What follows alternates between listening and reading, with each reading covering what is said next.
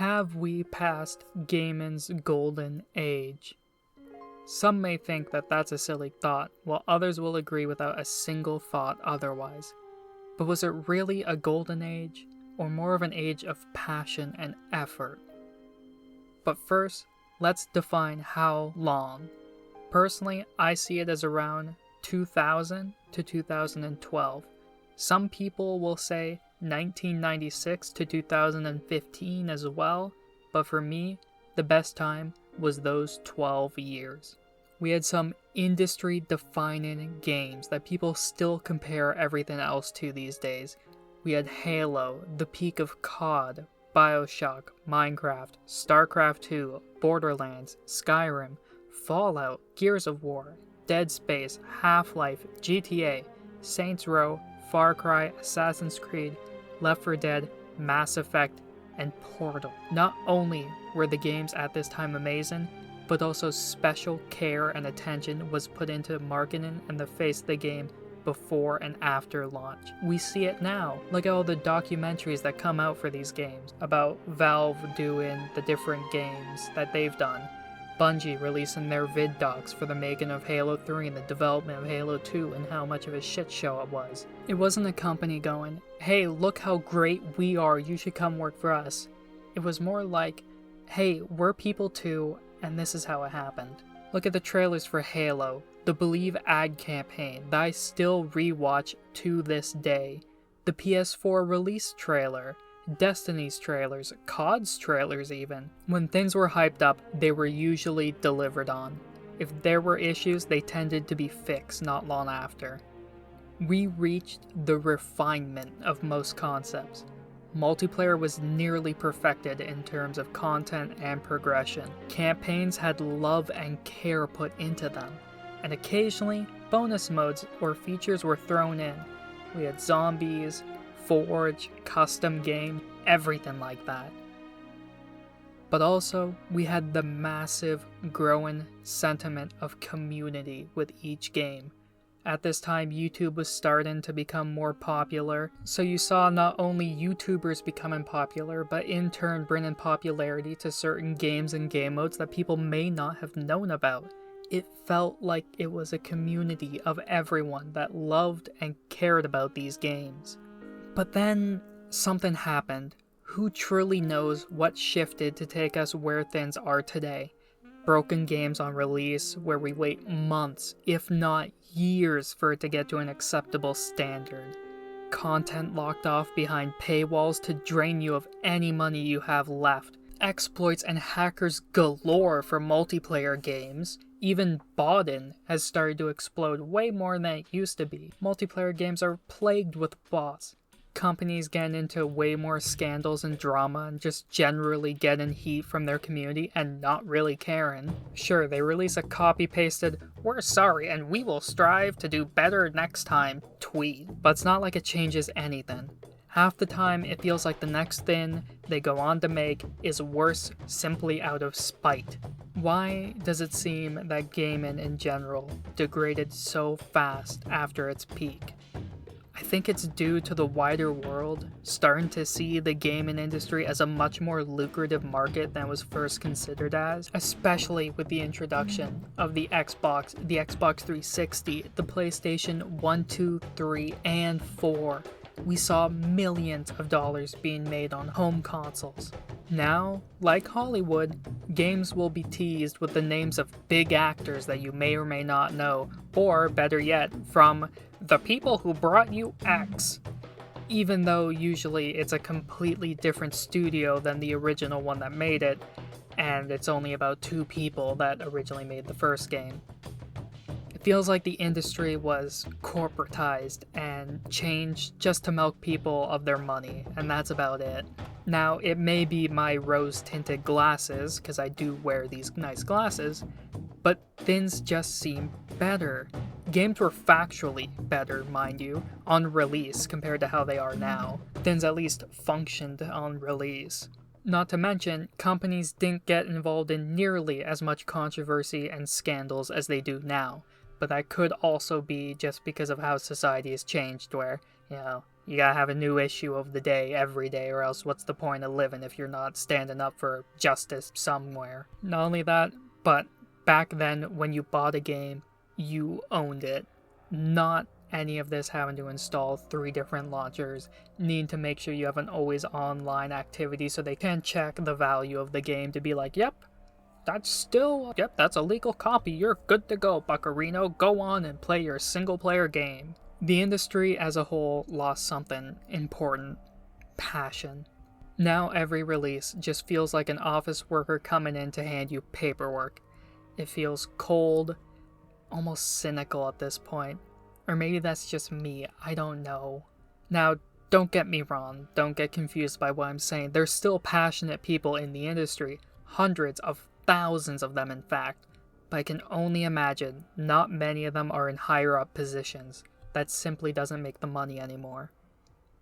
And it's probably hard to be passionate when you have someone above you breathing down your neck to cut out any unique ideas you have because they have a deadline to get and they need to sell as many copies as they can to the wider market.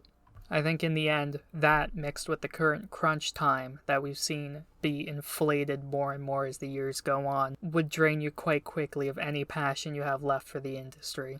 But now we come to quite a big question. Is there a way to reverse this? I don't really think so, sadly. Before, back in the early 2015s or so, I would say that a gaming crash would get companies to get their shit together and reprioritize what they should be doing. But now they're too big to fail.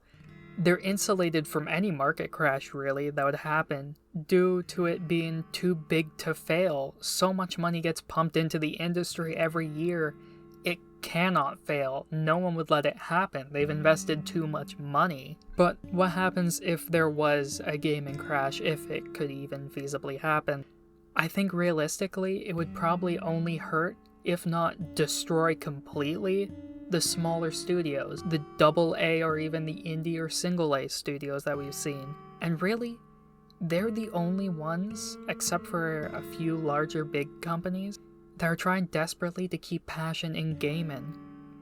And even then, there's quite a few of them that are starting to fall back into more of a corporate leaning environment. Every press release they give reads more like some bigwig trying to tell you why you should or shouldn't spend your money on this instead of a person that cares for their game and wants you to have fun with it. At this point, I don't think we can go back. What we have from that time are the memories. The memories of a better time for gaming and for the industry as a whole, where every child who played the new game, whether it be COD at the time, Halo, Gears of War, or even going back into the 90s, wanted to eventually grow up and become a video game designer, producer, a coder, whatever it may be in the industry. But now all you hear are people who went to do that. They looked up to being a game designer or a game maker, and they went to the studios that they had admired as a child, and they just get disappointed. It's not the same as what it used to be or what they thought it would be. Now, separate people are in charge. The people that led to the creation of games they used to love are gone. They've either moved on to different studios or they've retired at this point, if not be fired for not being able to meet quotas. I mean, you can look at comparisons of Battlefront, the original 2 games, compared to EA's Battlefront. Same series, and you can argue same devs almost, but 2 completely different games, and one of them is still alive while the other series is dead only a few years after. What we experienced was a time where it seemed that every game topped the one that came before it. Every company was, at the time, we would say, cheating or stealing from each other concepts or ideas, but in the end, they kept getting built upon and innovated upon until essentially we reached the peak of what those concepts could be. Multiplayer was made amazing due to the possibilities of Xbox Live and PlayStation. Friendships from around the world were able to be made through these games, something that wasn't possible up until that generation. But now, it almost feels like it's more of a chore. Maybe it's because I'm older, I don't know, but I can't get nearly as invested into online games as I used to. Even playing the old Halos now on MCC on PC doesn't feel the same. Now that could be because of the litany of issues that MCC has, but that's besides the point. It feels like, in general, gaming has changed. It's much more, I don't know, try-hardy than it used to be. Maybe I'm just a filthy casual, who knows. But it seems things have changed. The industry has changed. The community has changed. But I haven't. Now, I'm not trying to say that those 12 years were amazing and that every game that came out was amazing, don't get me wrong. There's quite a few flops here and there. But overall, people were always excited. People were happy. People had fun with the games that came out at the time. Whether they were good or bad, people would find fun in them. Just getting with their friends together on the couch. But who does that now? Why would you? It's not like the consoles support it anymore. Co-op is barely a feature in anything. Everyone just owns a PC. But people had fun, and that's all that mattered. And we have the memories of that. Whether you were there and experienced it yourself, or you have tales from other people like me or others on the late Saturday nights when you just got home from school with your friends to get on some Halo Reach, or to play some COD Modern Warfare, or to play some Tom Clancy Ghost Recon, do the multiplayer campaign of that. People had fun. I know I did.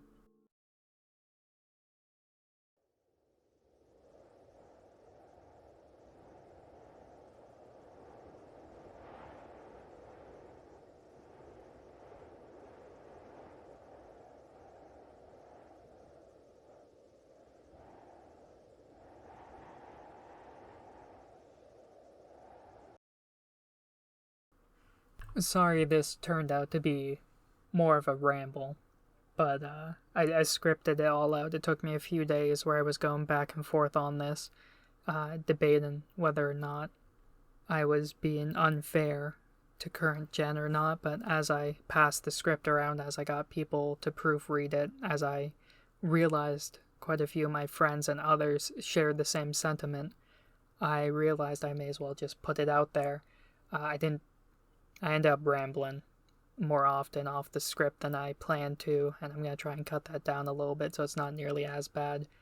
But let me know what you thought down in the comments. What do you think? Obviously, I'm going into my mid-20s at this point, which is a weird thing to think about. Life just catches up with you eventually. But I'm curious what people think. The people that experienced what I think is the peak of gaming, and those that mainly hang around now and play today, every day, the newest releases that come out, if you can even afford it. What are your thoughts? Do you think I missed the mark and that wasn't the peak of gaming? Do you think the peak of gaming maybe was back in the 90s, back when Nintendo was on top, back when it was the Game Boy and Pokemon were the greatest things in the world, which, don't get me wrong, they were. But I don't think it was the peak of gaming, not me personally. My peak of gaming were those 12 years. Maybe that's because when I was a child, those were the 12 years that I had the most fun online, but I'm not sure. But that being said, hopefully all of you have a good April. Remember to be safe, and remember that April Fool's was just the other day, so be careful what you read online. Always check the date for the next few days. Otherwise, I'll see you guys in the next video.